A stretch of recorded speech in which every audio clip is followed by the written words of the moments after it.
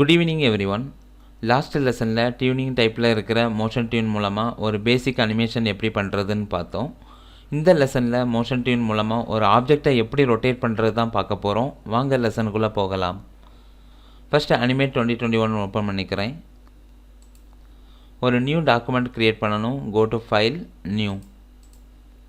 இதில some presets நமக்கு கொடுத்திருக்காங்க. நான் இதில character animation choose பண்ணிட்டு height size choose பண்றேன். Once நீங்கள் height click பண்ண உடனே அதோட widthம் heightம் நமக்கு right sideல செட் ஆயிரும். Frame rate platform type பத்தி தெரியாதவங்க என்னோட previous lesson பார்த்து தெரிஞ்சுக்கோங்க. Then create. நமக்கு new document create ஆயிருக்கு. இதோட நேம் தான் stage ன்னு சொல்றோம். இந்த zoom in zoom out பண்றதுக்கு control plus control minus. அது தெரியல அப்படினா கீபோர்ட்ல control key press பண்ணிட்டு mouse scroll up scroll down use பண்றது மூலமா நீங்க zoom in zoom out பண்ணிக்க முடியும். லாஸ்ட் கிளாஸ்ல டியூனிங் டைப்ல இருக்கிற மோஷன் டியூனை பத்தி தான் பார்த்தோம். இந்த லெசன்ல மோஷன் டியூன் மூலமா ஒரு ஆப்ஜெக்ட்டை எப்படி ரொட்டேட் பண்றது தான் பார்க்க போறோம். லேயர் 1ல இருக்கிற ஃபர்ஸ்ட் ஃப்ரேமை செலக்ட் பண்ணிட்டு ஒரு ஸ்கொயர் டிரா பண்றேன். Rectangle tool shortcut key R. ஷிஃப்ட்டை பிரஸ் பண்ணி டிராக் பண்றது மூலமா நீங்க பெர்ஃபெக்ட்டான ஸ்கொயர் கிரியேட் பண்ண முடியும். இதோட ஃபில் கலர் நான் ரெட் சூஸ் பண்ணியிருக்கிறேன்.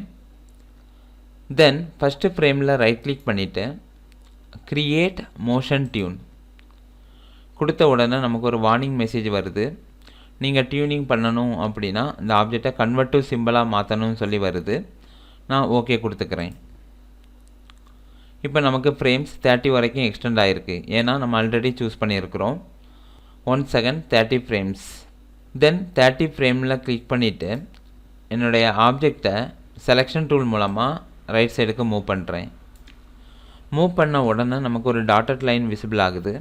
நம்ம மோஷன் டியூன் அப்ளை பண்ணியிருக்கிறோம் அப்படிங்கறதை இண்டிகேட் பண்றதுக்கு தான் இந்த டாட்டட் லைன் விசிபிள் ஆகுது. இப்போ ரைட் சைடுல இருக்கிற ரெக்டாங்கிளை செலக்ட் பண்ணிட்டு ஃப்ரீ ட்ரான்ஸ்ஃபார்ம் டூல் Q மூலமா நான் ஷிஃப்ட்டை பிரஸ் பண்ணி ரொட்டேட் பண்ணிக்கிறேன்.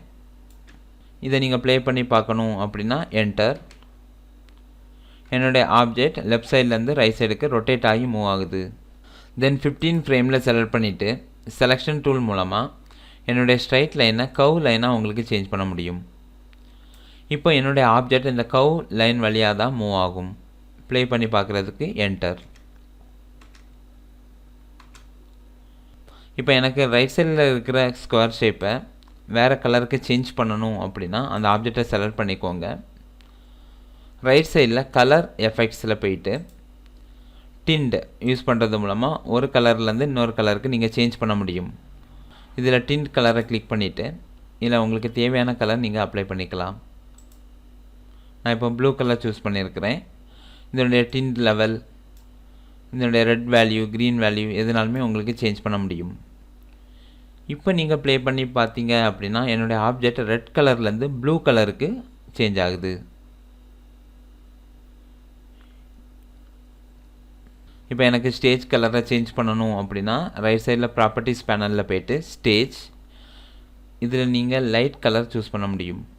இப்போ நீங்க SWF பிளேயர்ல ப்ளே பண்ணி பார்க்கணும் அப்படினா கண்ட்ரோல் என்டர். இப்போ எனக்கு லாஸ்ட்ல கொஞ்சம் ஃப்ரேம்ஸ் எக்ஸ்டெண்ட் பண்ணனும் அப்படினா F5 30 ஃப்ரேம்ல கிளிக் பண்ணிட்டு F5 கொடுக்கிறது மூலமா நீங்க ஃப்ரேம்ஸ் எக்ஸ்டெண்ட் பண்ணிக்கலாம். ஃபர்ஸ்ட்ல இருந்து 30 வரைக்கும் நான் கீ ஃப்ரேம் ஆட் பண்ணி மோஷன் டியூன் அப்ளை பண்ணியிருக்கிறேன். அதுக்கு அப்புறம் உள்ள ஃப்ரேம்ல நான் எதுவுமே ஆட் பண்ணல. Control enter. சோ லாஸ்ட் லெசன்ல மோஷன் டியூன் மூலமா ஒரு பேசிக் அனிமேஷன் எப்படி யூஸ் பண்றதுன்னு தான் பார்த்தோம்.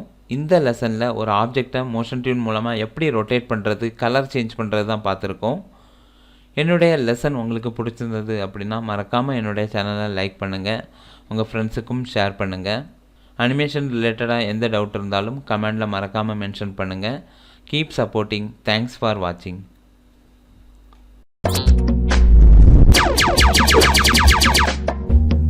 எங்க சேனல் உங்களுக்கு பிடிச்சிருந்துச்சுனா லைக் பண்ணுங்க, ஷேர் பண்ணுங்க, Subscribe பண்ணுங்க.